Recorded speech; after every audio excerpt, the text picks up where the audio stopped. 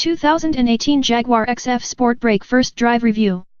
With Jaguar now offering consumers 2 SUVs and an all-electric crossover arriving in the next few months, the idea of a Jaguar station wagon is not as shockingly iconoclastic as it was when the X-Type Sportwagon arrived in the US back in 2005. Indeed, the 2018 Jaguar XF Sportbrake seems almost mundane. Mainstream, even. That's selling it short. The new XF Sportbrake is the first wagon Jaguar has offered in the US since the X-Type Sportwagon was discontinued in 2009. It's not the first XF wagon, however. A load-lugging variant of the previous generation XF was launched in Europe in 2012, but as it was not available with all-wheel drive, Jaguar Land Rover North America declined to take it, for one simple reason: many of America's loyal cadre of premium wagon enthusiasts live in the weather-challenged Northeast or Northwest. For them, all-wheel drive is a must. All of which explains the carefully nuanced specification of the 2018 XF Sportbrake. Although other markets get a choice of engines and drivelines, America gets just one model, the Sportbrake S, with JLR's familiar 3.0-liter supercharged V6 under the hood and standard all-wheel drive.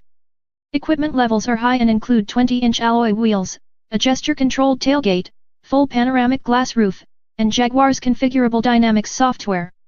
The price is high, too, $70,450. By contrast, the F-Pace S same 380 HP, 332 lb-ft engine under the hood and broadly similar levels of standard equipment looks a steal at $59,775. So why would anyone buy the XF Sportbrake? Because it's not an SUV, that's why. The Sportbrake rolls on the same 116.5-inch wheelbase as the XF sedan and is the same length overall. Compared with the previous XF Sportbrake, whose blacked-out rear pillar treatment echoed that of the XJ sedan, the new model is graphically more conventional and more handsome. The greenhouse is beautifully executed, with an artfully tensioned rearwards flow, and the new surfaces at the rear of the car retain the crisp, taut surfacing of the sedan. As with the sedan, it's all done in aluminum, apart from the tailgate, which is a single polymer piece. Driveline is identical to that of the XF SAWD sedan, including the innovative AWD system that weighs just over 45 pounds. Jaguar claims a 0-60 mph acceleration time of 5.3 seconds, 0.3 of a second slower than the sedan, and 0.1 of a second slower than the F-Pace S, which is 30 pounds lighter. But when it comes to comparisons with the F-Pace, the numbers don't tell the full story. Although still as sporty and agile in the twisty bits as you'd hope it to be, it's sportier and more agile than either the Mercedes E4004 MATIC wagon or the Volvo V90, particularly in terms of steering feel and front-end grip. The Sportbrake also rides much more smoothly and comfortably than its SUV cousin. The slightly longer wheelbase helps, as does the lower center of gravity.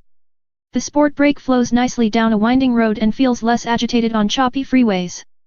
Although Jaguar claims the Sportbrake has 50/50 weight distribution, it does feel subtly different from the sedan because of the extra glass and metal behind the C-pillar. The front suspension is identical to the sedan's, apart from bypass valve shocks that stiffen the damping rate during brisk driving. At the rear, however, the sedan's coils have been replaced with computer-controlled air springs that keep the Sportbrake's ride height constant regardless of the load it's carrying.